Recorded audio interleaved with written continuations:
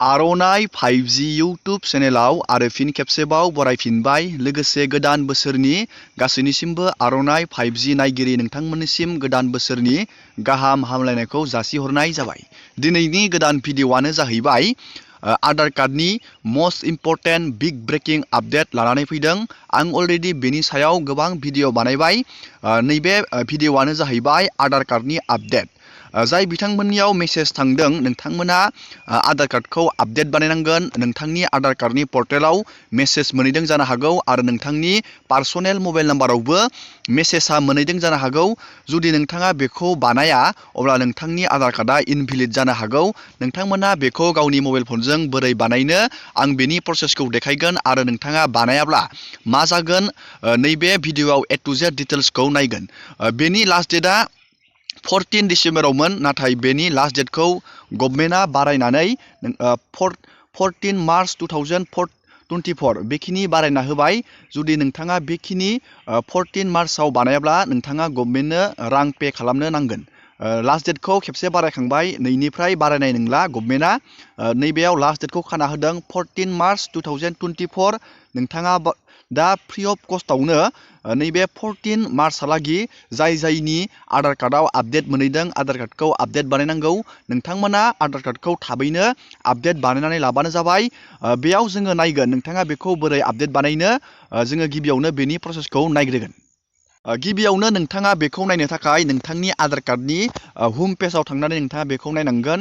गिबियावनो नोंथाङा गुगोलाव सार्च खालामनांगोन UIDAI। बेयो आधार कार्डनि मेन वेबसाइट UIDAI नोंथाङा बेयाव बेबायदि सार्च खालामनांगोन। आङो बिनि लिंकखौ भिडिअनि डिसक्रिपसनाव होना दोनगोन। दानिया आङो नैबे माइ आधार, नोंथाङा बेबायदि माइ आधाराव थुनानै होनांगोन। जोङो बे माइ आधाराव थुबाय।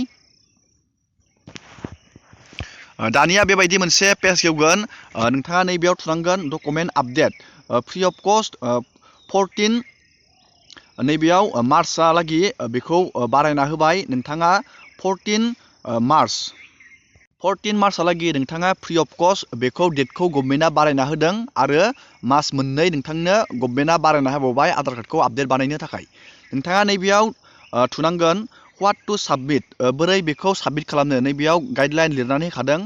बेयाव नोंथाङा ration card, voter ID card, government issue ID card, certificate having address and Indian passport service as proof of birth identity and address बेबायदि डकुमेन्टखौ होनानै नोंथाङा एड्रेस प्रुफ आरो एज प्रुफ बे गांनै डकुमेन्टखौ नोंथाङा आपल'ड खालामनानै नोंथाङा इजियावनो आधार कार्डखौ आपडेट खालामनानै लानो हागोन। जुदि आपडेट बानाया नोंथांनि आधार कार्डनि लेनदेननि सायाव गोहोम गोग्लैनो हागौ। बेनि थाखायनो गभर्नमेन्टआ गासैबो पुराना आधार कार्डफोरखौ आपडेट खालामनाया गोनांथार होननानै बेबायदि आपडेट खालामनायनि प्रसेसखौ बानायदों गभर्नमेन्टआ। दानिया बेयाव नोंथाङा हाउ टु साबमिट, बेखौ बोरै साबमिट बानायनो नैबेयाव थुबाथाय बेयाव गाइडलाइन लिरना होखादों। नैबेयाव लिरदों दा डकुमेन्ट केन बि साबमिट अनलाइन अन माइ आधार पर्टेल। नोंथाङा बेखौ अनलाइन मबाइल फननि मददावबो अनलाइन बेखौ नोंथाङा आपडेट खालामना लानो हागोन।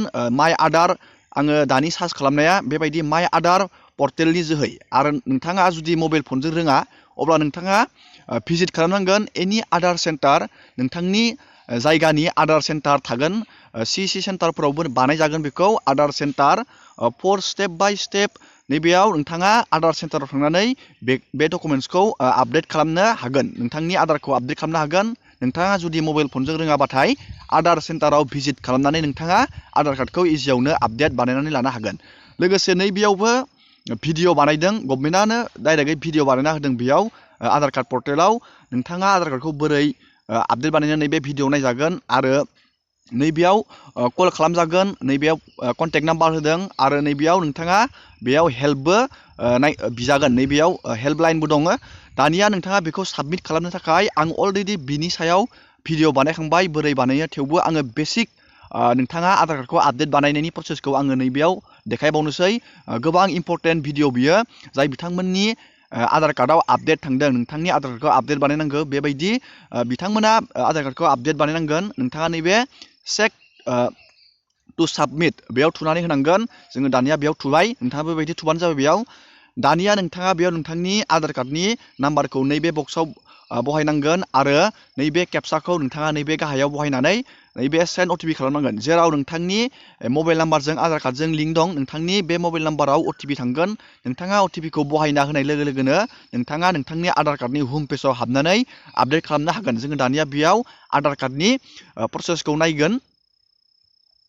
नोंथाङा बेबायदि नोंथांनि आधार कार्डखौ बेबायदि इन्टार खालामनांगोन नैबे बक्सआव आरो जोङो नैबेयाव केपसाखौ बेबायदि बहायबाय। आङो बेनि प्रसेसखौ देखायखांबाय, थेवबो गोदान भिउवार्सफोरनि थाखाय आङो नैबे भिडिअखौ लाबोबावदों। गोबां इम्परटेन्ट भिडिअ बियो। दानिया नोंथाङा बेयाव अटिपि बिहरनांगोन नैबे सेन्ड अटिपिआव थुनानै। जोङो दानिया बे सेन्ड अटिपिआव थुनानै होबाय।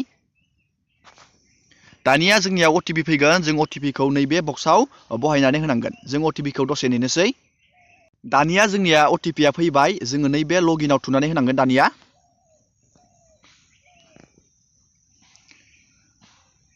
लगिनआव थुनाय लोगो लोगोनो बेबायदि मोनसे पेज गेवगोन। बेयाव नोंथाङा बे पेजखौ बोखोनांगोन आरो नैबेयाव डेटखौ नोंथाङा नायना लाबानो जाबाय। नैबेयाव डेटखौ बारायना होदों।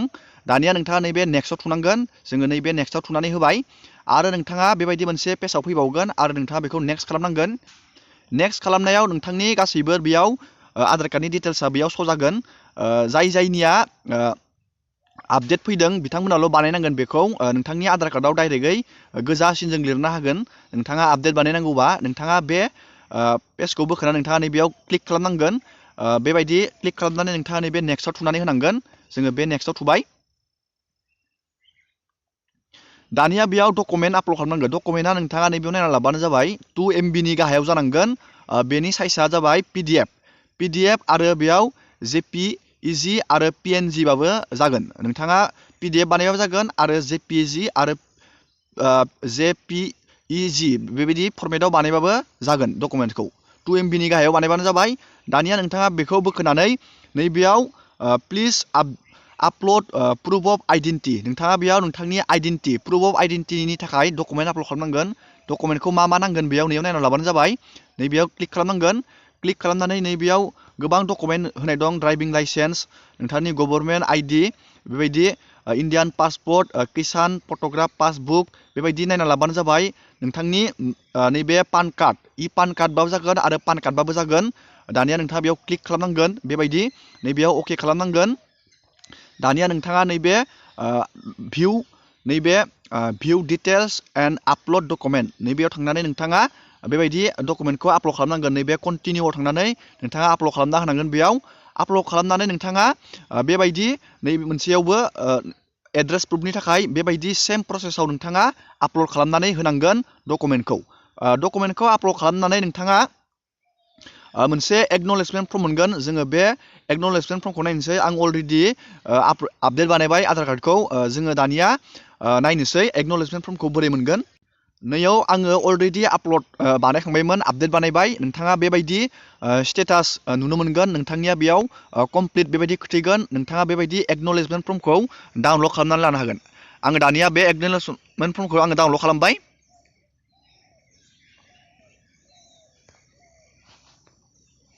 आधार कार्डआ बेबायदि मोनसे रिसिप्ट हरगोन। नोंथाङा बे रिसिप्टखौ मोजाङै दोनबानो जाबाय। जाय बिथांमोना आधार कार्डखौ दासिमबो आपडेट बानायाखै, नोंथांमोना बेबायदि प्रसेसै आपडेट बानायना लानो हागोन। आङो बेनि फुल प्रसेसआव भिडिअ बानायदों। आङो बेनि लिंकखौ भिडिअनि डिसक्रिपसनाव होनांगोन। नोंथाङा बे भिडिअखौ नायनानै बेबायदि प्रसेसआव बानायबानो जाबाय। दिनैनि भिडिअखौ आङो बेखिनियावनो फोजोबबाय। नोंथांमोना भिडिअखौ मोजां मोनोबा लाइक खालामबानो जाबाय आरो बेबायदिनो गोदान गोदान आपडेट डिटेल स्किम डिजिटेल खौरां मिथिनो थाखाय चेनेलाव गोदानबा चेनेलखौ साबस्क्राइब खालामबानो जाबाय। एसेनोसै दिनैनि भिडिअआ।